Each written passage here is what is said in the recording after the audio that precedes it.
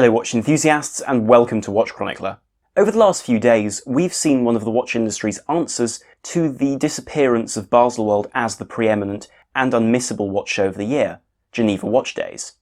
Running over the course of a bit under a week, this show presented new models from a varied but comparably small range of brands, including Oris and Doxa on the more affordable end of the spectrum, and Ferdinand, Berthoud and Konstantin Chaikin on the more expensive one.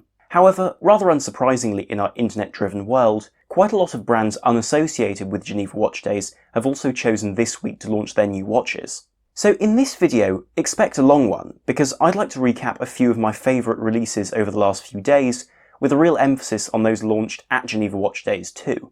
Of course, as with any show, there are lots of very appealing releases which simply don't exhibit enough new features to be discussed at length, so I'll give you a quick recap of those first. From Longines, the fantastic Spirit Pilot's watch is now offered in both 40 and 42mm sizes in grade 5 titanium. See my recent titanium video for information on that, and more to the point why it's so impressive for the price. These come with an anthracite dial and gold-plated dial features, as well as gold-plated hands. Frankly, they all look absolutely fantastic, as quite probably the best all-purpose watches in their price range if you want to go towards titanium rather than steel.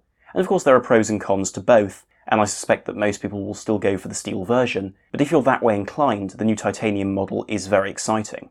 In the same spirit of a revised existing model, Oris have launched the Aquis date Upcycle, a model which replaces a conventional dial with one made from PET plastics found in the sea to create a uniquely mottled Technicolor face from those molten plastics. Likewise from Bulgari, we've seen the GMT version of last year's Aluminium, a watch which most disliked, but which, to my surprise, I found rather charming in a sort of late 1990s way, and in the sense that it didn't take itself too seriously as a piece of horology, but more of a piece of fashion with good quality construction. Even so, the GMT version, complete with a rather underwhelming ETA 2892 based GMT movement, is a bit of a stretch for the best part of £3,000, but I suppose it comes down to personal choice. On the face of things, the first watch I'd like to present in depth shows exactly the same problems as that Bulgari, but I think there is a key distinction. You see, Breitling recently exited its long-standing relationship with Bentley, a move which I see as extremely beneficial to the brand. You see, I love Bentley. They have a remarkable history, and whilst I would choose a 6 3/4 litre Brooklands over any of their current offerings, I can see that they make very charismatic cars. Even so, their collaboration with Breitling often felt limited in depth. Sure, Breitling could replicate their grille and golf course credentials in their designs, but at the cost of all the boy racer charm which a Breitling could represent, and which Breitling once upon a time did represent. This has been returned with the new Breitling Top Time Classic Cars Capsule collection, which I really hope will infuse something new to the brand. This collection takes the delightfully simple Breitling Top Time with a Dubois de Prada modified ETA 2892 automatic chronograph, and adds to it the spirit of three of the most emblematic American sports cars of the 60s, the Chevrolet Corvette, particularly the second generation one, the Ford Mustang and the Shelby Cobra. The first two are sized at 42mm with a 13.65mm thickness and a tri-compact dial arrangement with either red or green dials adorned with either a Mustang logo or the Corvette flags. But the model which I'm most excited about is the Shelby Cobra model, a smaller 40mm piece with a similar movement and a simplified attitude, which I love. By losing the hour counter at 6 o'clock, probably as a consequence of the size change, this watch has been able to include the iconic Cobra logo on a blue base, much like the Shelby American shirts worn by Carroll Shelby's team in period.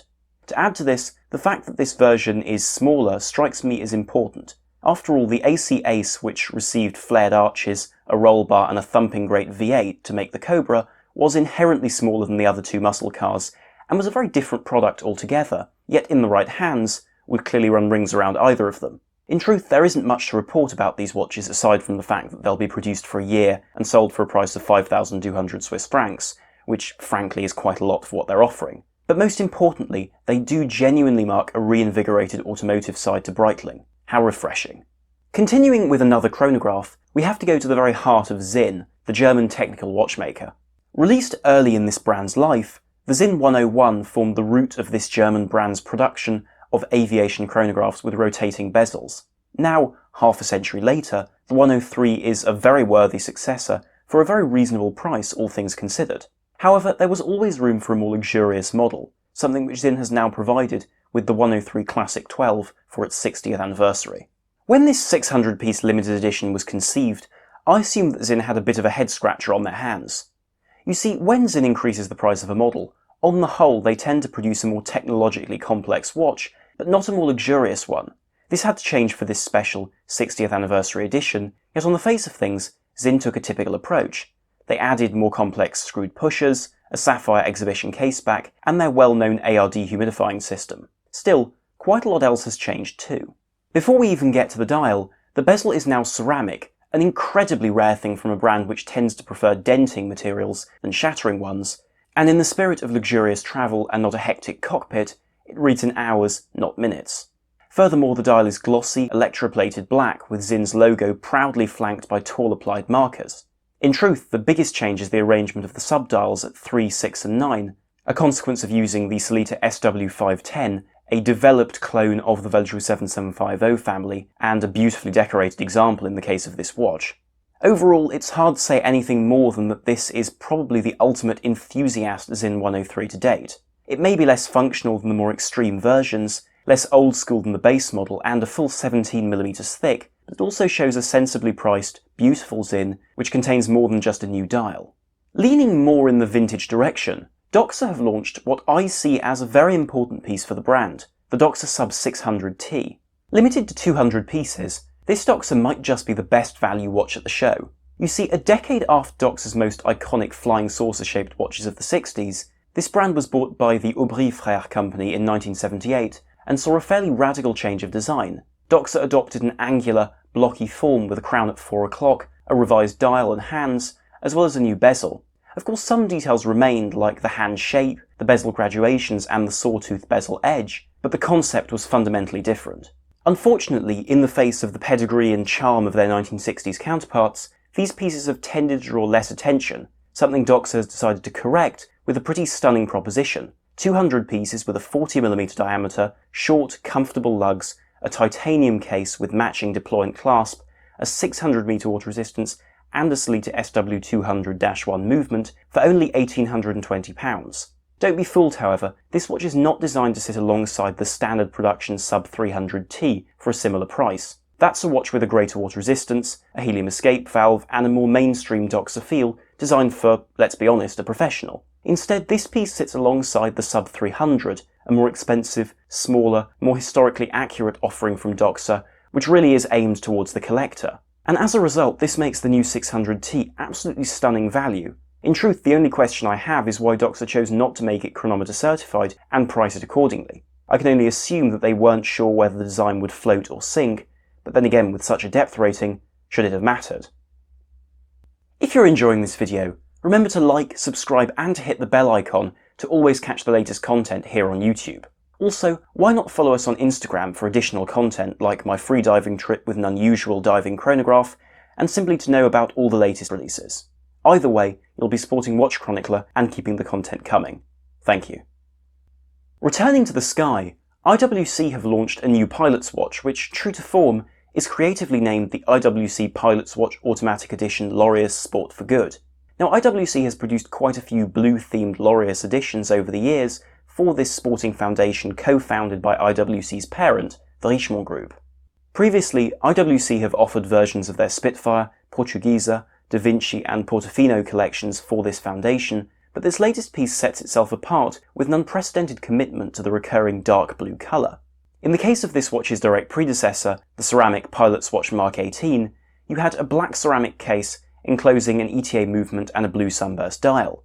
The new watch, still 41mm, thoroughly improves the package with a 100m water resistance, soft iron core for anti-magnetism, and a Vellefleur automatic movement with a 4Hz beat rate and 5-day power reserve as seen in other brands like, for instance, Panerai. This new model also delivers a unique and much more unified appearance, I reckon, with a perfectly colour-matched blue ceramic case and dial in a comparably small run of 750 pieces. Of course, this is an unusual watch on account of its colour and association, but if put next to something like a Rolex Explorer, it's hard to see this watch as anything but a superior all-purpose timepiece, with history, elegance, and a lot of technical perks.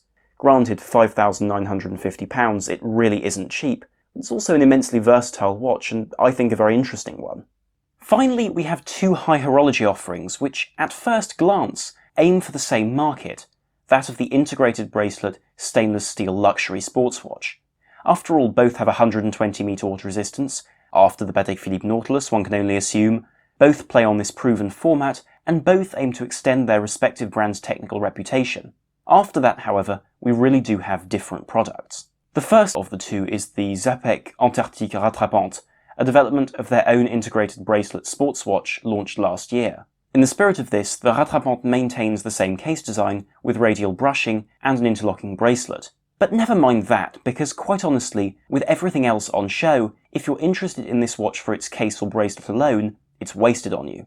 What's most interesting about this watch is that, courtesy of a collaboration between Czapek and Chronométrie, a Swiss high horology movement development firm, this watch presents a delightful reimagination of the Rattrapante or split seconds chronograph.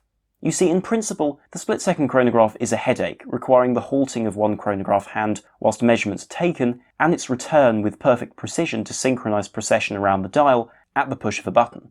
In most cases, this assembly, including an additional column wheel, claws to clamp the split-second hand in place, and all the levers to make such actions happen, is placed on the back of the movement where it won't interfere with the timekeeping elements of the movement, and can control measures on the dial through a few passages through the movement itself. Instead, this brand has decided to do something else. They've put all of this assembly on the dial side of the movement through the use of a module. This means that, effectively for the first time, you can witness the full function of a split-second chronograph whilst actually using it. Of course, the finishing appears stunning, with graining, anglage and a dark grey base to reveal only the most theatrical parts of this movement. The only proviso, I suppose, is one likely raised by the true watchmaking purist: modularity. You see, as a few have already noted, this is a watch presenting a modular Rattrapante chronograph movement by virtue of the mechanism's detachment from the rest of the timekeeping movement, and not the construction of the two as a single functioning machine. This is a practice far more associated with lower level watchmaking, and ultimately is easier to achieve. As the ever insightful SJX has pointed out, Breitling is the nearest brand using such technology, even if the Antarctique uses it for a very different reason. Even so, this still strikes me as a stunning way to spend 46,000 francs for one of only 77 pieces. I really only wish that the market was not such that Czapek felt that they needed to put it in such a trendy case and bracelet to encourage sales. The final watch is probably the best example of a brand taking an existing trend and really changing it to their advantage. When originally launched as a flyback chronograph and later as a simple three-hander with a stunning green dial, the Moser Streamliner seemed like it was going to become a mainstream watch for the brand, with a fairly standard function. Instead, I was surprised to discover that this ever-playful brand, the ultimate playmate for MB&F you could say, made the simple version the odd one out, by creating a new, complicated variant. To this end, I present you the Streamliner Perpetual calendar, a watch which does rather resemble the aforementioned flyback variant. It retains the same 42.3mm diameter, with a thinner 11mm profile. It features the crown back at the 4:30 position, and has a similar red and grey racing scale around the dial. Yet with this watch you get the sense that the format has been remodelled around the matter of years, and not split seconds. The dial now adopts a sunburst fumé grey appearance, not a brushed one.